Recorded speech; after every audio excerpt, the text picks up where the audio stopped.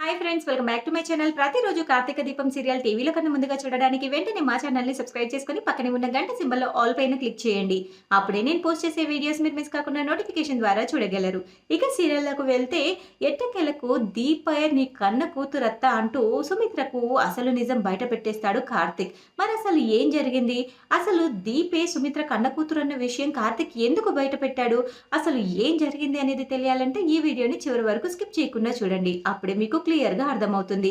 అలాగే ఈ వీడియోని ఇప్పటివరకు లైక్ చేయని వాళ్ళు ఇప్పుడే లైక్ చేసేయండి. ఇక సీరియల్‌లోకి వెళ్తే కార్తీక దీపం సీరియల్‌లో అసలు కార్తీక్ దీప గురించి ఆలోచించిన తర్వాత దీప కోసమే ఒక నిర్ణయం అయితే తీసుకుంటాడు. జ్యోత్స్నని అనుక్షణం కంటికి కంటి కనుచూపు మేరలోనే జ్యోత్స్నని తను అబ్జర్వ్ చేస్తూ ఉంటాడు. జ్యోత్స్న ప్రతి అడుగు అబ్జర్వ్ చేస్తూ ఉంటాడు.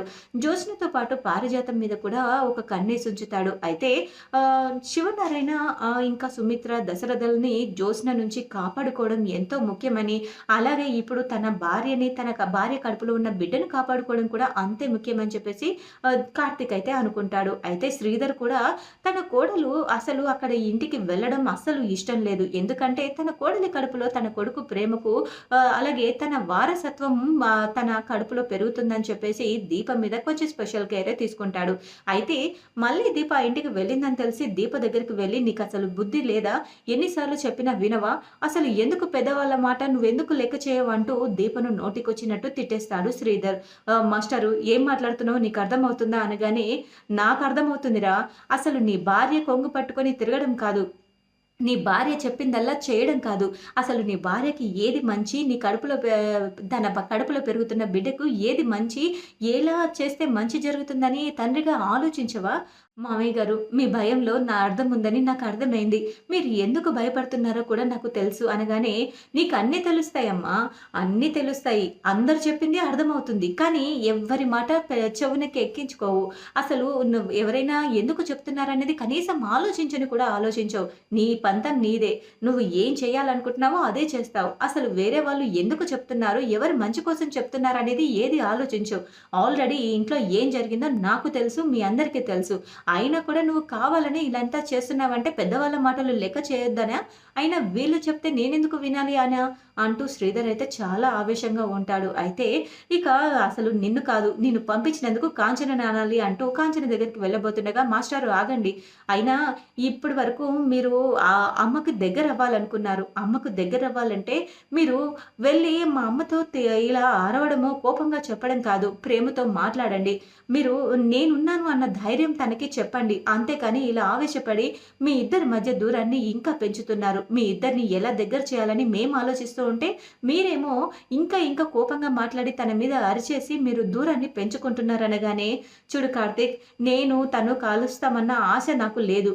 అయినా నేను ఆశ పడ్డం కూడా లేదు. కానీ నీ నీ కడుపు నీ రక్తం పంచుకుపోయే పుట్టబోయే బిడ్డ క్షేమం కోసం నేను ఆలోచిస్తున్నాను. నాకు పుట్టబోయే మనవడో, మనవరాలు కోసమో నేను ఆలోచిస్తున్నాను. అయినా దీపకు ఇంకా ఎలా చెప్తే అర్థమవుతుందిరా?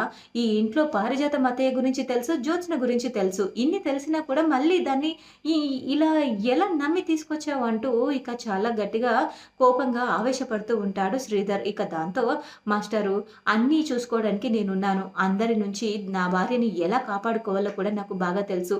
నువ్వు దీని గురించి ఏమీ ఆలోచించకు. నువ్వు టెన్షన్ పడకు. నేనంతా చూసుకుంటాను కదా అని చెప్పేసి గట్టిగా అనుకుంటూ ఉంటాడు కార్తీక్. అయితే నాకు తెలుసురా, ఎవ్వరు నా మాట వినరు. అటు నా భార్య నా మాట వినదు, నా కూతురు నా మాట వినదు, నా కొడుకు నా మాట వినడు, నా కోడలు కూడా నా మాట వినదు. ఇంకా నేనెందుకురా ఎవరి మంచి కోసం ఆలోచించాలి, ఎవరి కోసం నేను మంచి నిర్ణయాలు తీసుకోవాలి? అసలు నాకెవరున్నారని, నాకెవరు లేరు అంటూ ఆవేశంగా శ్రీధర్ అయితే వెళ్ళిపోతాడు. ఇక అలా వెళ్ళిపోయిన తర్వాత కానీ అసలు ఏం చేయాలో అర్థం కాక చాలా సతమతమైపోతూ ఉంటాడు కార్తీక్. తన తండ్రి ఆవేశంలో అర్థం ఉందని, అలాగే తన తండ్రి కోసం ఆలోచిస్తూ ఒక నిర్ణయం తీసుకోవాలి అని అనుకుంటాడు. తన తండ్రికి ఎలాగైనా నచ్చజెప్పాలి అనుకుంటాడు. అయితే అలా చేస్తూ ఉండగా, ఏంటి అసలు ఏం జరుగుతుంది? ఎందుకు ఎందుకురా నువ్వు మీ నాన్నకి అంత కోపాన్ని తెప్పిస్తున్నావు? అయినా మీ నాన్నలో ఇప్పుడు చాలా మార్పు వచ్చింది. ఒకప్పటిలాగా బాధ్యత లేని వ్యక్తిగా లేరు. నీ భార్య కడుపుతో ఉందని, నీ భార్యకు ఏం జరుగుతుందో అని భయపడే కదా ఆయన అలా అంటున్నారు. అక్కడ సుమిత్ర వదిన, అక్కడ కాంచన వదిన చెప్పింది కూడా మీరు వినలేదు. అలాగే శ్రీధర్ అన్నయ్య చెప్పింది కూడా మీరు వినలేదు. అసలు ఏం చేయాలనుకుంటున్నార్రా? నీ భార్యకి నువ్వు ఎలా సర్ది చెప్తావు? నీ భార్య చెప్పిందల్లా వినడం తప్పని నేను అనట్లేదు. కానీ నీ భార్య చెప్పిందే కరెక్ట్ అని తను ఎలా నడిపిస్తే అలా నడవడం కరెక్ట్ కాదు అంటున్నాను. నిజానికి దీప ఇక్కడికి రావడం నాకు ఇష్టం లేదు. ఎందుకంటే నాకు పాత పగలేమి తన మీద లేవు. కానీ దీప కడుపుతో ఉంది. కడుపుతో ఉన్న ఆడదంటే గర్భగుడిలో ఉన్న దేవతతో సమానం. అలాంటి దేవతకు ఈ నట్టింట్లో ఏదైనా జరిగితే ఈ ఇంటికి కూడా శాపం జరుగుతుంది. ఇప్పటికే ఈ ఇంటికి ఉన్న శాపనార్థాలు, పాపాలు, అరిష్టాలు చాలురా. ఇంకా ఈ ఇంట్లో ఇంకా ఏదైనా అనర్థం జరుపుకొని మేము ఇంకా బాధపడాలని అనుకోవట్లేదు. ఇక్కడ ఏం జరిగినా అది మా మీదకే వస్తుంది. ముఖ్యంగా నా కూతురి మీదకి వస్తుంది. అది ఏం పొరపాటున జరిగినా, దీపకు ఏదైనా జరిగినా మీరంతా కూడా నా కూతురే చేసిందని అనుకుంటారు. అసలు నా కూతురికి చెడ్డ పేరు తేవడానికే నువ్వు పూనుకున్నావా దీప? అసలు నా కూతురు గురించి ఒక్కసారైనా ఆలోచించావా అనగానే నా కూతురు అంటూ జ్యోత్స్నని వెనకేసుకురావడం, జ్యోత్స్న అమాయకురాలని నమ్మడం కార్తిక్‌కి చాలా బాధపెడుతుంది. అలాగే దీప మనసు నొచ్చుకునేలా మాట్లాడితేనైనా దీప మళ్ళీ ఇంటికి రాకుండా ఉంటుందని చాలా గట్టిగా దీపను అవమానించేలాగా చాలా కఠినంగా మాట్లాడుతుంది సుమిత్ర. ఇక దాంతో తట్టుకోలేకపోతాడు. కడుపుతో ఉన్న తన భార్య ఏడుపు చూసి అస్సలు భరించలేకపోతాడు కార్తిక్. ఇక ఆపత్త, ఇంకా ఆపు. తనని మాటలతో ఇంకెన్ని అంటావు అత్త? తను మీ మంచి కోరి మీరు సంతోషంగా ఉండాలని, ఈ ఇంట్లో వాళ్ళందరూ క్షేమంగా ఉండాలని మీకోసం తను తాపత్రయపడుతుంది. కానీ తన మంచి ఉద్దేశాన్ని ఎవరు అర్థం చేసుకోకుండా తనని తప్పు పట్టి మాట్లాడుతున్నారు. అక్కడ మా అమ్మ, మా నాన్న, ఇప్పుడు మీరు కూడా. అసలేంటత్తా ఇలా మాట్లాడుతున్నారు అంటూ సుమిత్రని నిలదీస్తాడు కార్తిక్. నేను చెప్తుంది నిజమే కార్తిక్.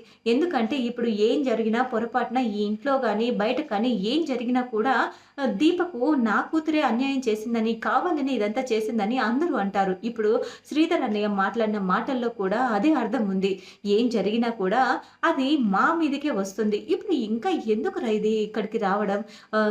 నాకైతే అర్థం కావట్లేదు అనగా, ఎందుకంటే తను అమ్మా నాన్నల ప్రేమను పొందాలనుకుంటుంది అనగానే, తన అమ్మా నాన్నలుగా మేము ప్రేమను కావాల్సినంత చూపగలం. కానీ తన సొంత అమ్మా నాన్నలను అవ్వలేం కదా అంటూ అనగానే, అది కాదత్తా నేను చెప్పేదని, నేనేం వినను కార్తిక్. అయినా అసలు ఎందుకు వినాలి? మీరేమైనా మేము చెప్పిన మాటలు వింటున్నారా? వినట్లేదు కదా! అయినా నేనెందుకు వినాలి అంటూ అనగానే, ఎందుకంటే దీపే నీ కన్న కూతురు కాబట్టి అత్త. అసలు దీప గురించి మీకు ఏమీ తెలీదు. జ్యోత్స్న మీ కన్న కూతురు కాదు. జ్యోత్స్న దాసు మామయ్య కూతురు. ఇదంతా జరగడానికి కారణం ఆ పారు అంటూ పారిజాతము చేసిన తప్పుల లిస్ట్ మొత్తం కూడా చెప్పేస్తాడు కార్తిక్. ఇక లోనే దాసు కూడా వస్తాడు. ఏంట్రా నీకేమైనా పిచ్చి పట్టిందా? అయినా ఏదేదో వాగుతున్నావు. అయినా నేనెందుకు నువ్వు చెప్పింది నమ్మాలి? అసలు నీ భార్యని నాకు దగ్గర చేయాలని కావాలని నువ్వు ఇదంతా చేస్తున్నావేమో. దీపం మీద ప్రేమతో, జ్యోత్స్న మీద కోపంతో ఇదంతా చేస్తున్నావని నేను అనుకోవచ్చు కదా అనగానే, నిజమే అత్త నువ్వు అనుకోవచ్చు. కానీ నువ్వు చెప్పింది నిజమే సుమిత్ర. నువ్వు అనుమానించడంలో అర్థం ఉంది. కానీ జ్యోత్స్న కన్న తండ్రిగా నేను చెప్తే నువ్వు నమ్ముతావా? అంటూ అనగానే ఒక్కసారిగా షాక్ అయిపోతుంది సుమిత్ర. ఏంటి దాసు నువ్వు చెప్పేది అనగానే, అవును వదిన, నేను చెప్పేదే నిజం. జ్యోత్స్న నా కన్న కూతురు. నీకు ఇంకా అనుమానంగా ఉంటే నాకు జ్యోత్స్నకి DNA టెస్ట్ చేయి. అప్పుడు తను నా కూతురా కాదా అన్న విషయం నీకు తెలుస్తుంది. అలాగే నీకు DNA టెస్ట్ చేయించుకో. అప్పుడు దీప ఎవరి కూతురు అన్న విషయం కూడా తెలుస్తుంది. ఇన్ని పరీక్షలు నిర్ధారణ కోసం ఉండగా నువ్వెందుకు ఇలా దీపను తప్పుబడుతున్నావు? కార్తిక్ చెప్పేది ఎందుకు నమ్మట్లేదు? దానికి ప్రత్యక్ష సాక్ష్యం నేనే.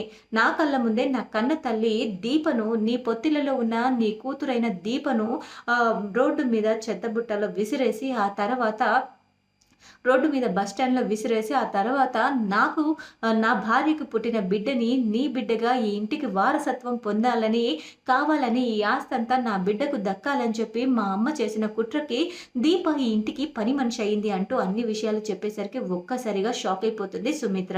ఎట్టకేలకు కార్తిక్ చెప్పిన నిజాన్ని దాసు అయితే సాక్ష్యాలతో నిరూపిస్తాడు. ఇక చూడాలి మరి తర్వాత ఎపిసోడ్‌లో ఏం జరగనుందో. ఇలా జరిగి కార్తిక్ మొత్తానికి విషయం బయట పెట్టాలని దీపే సుమిత కన్నకూతురు అన్న విషయం అందరికీ తెలియాలని అనుకునే వాళ్ళు యెస్ అని కామెంట్ చేయండి. ఈ వీడియో కనుక మీకు నచ్చినట్లయితే లైక్ చేసి షేర్ చేయండి. మా ఛానల్‌లోని మరెన్నో లేటెస్ట్ అప్డేట్స్ కోసం వెంటనే మా ఛానల్‌ని సబ్స్క్రైబ్ చేసుకొని పక్కనే ఉన్న గంట సింబల్‌లో ఆల్ పైన క్లిక్ చేయండి. అప్పుడే నేను పోస్ట్ చేసే లేటెస్ట్ అప్డేట్స్ వీడియోస్ మీరు మిస్ కాకుండా నోటిఫికేషన్ ద్వారా చూడగలరు. Thanks for watching my video.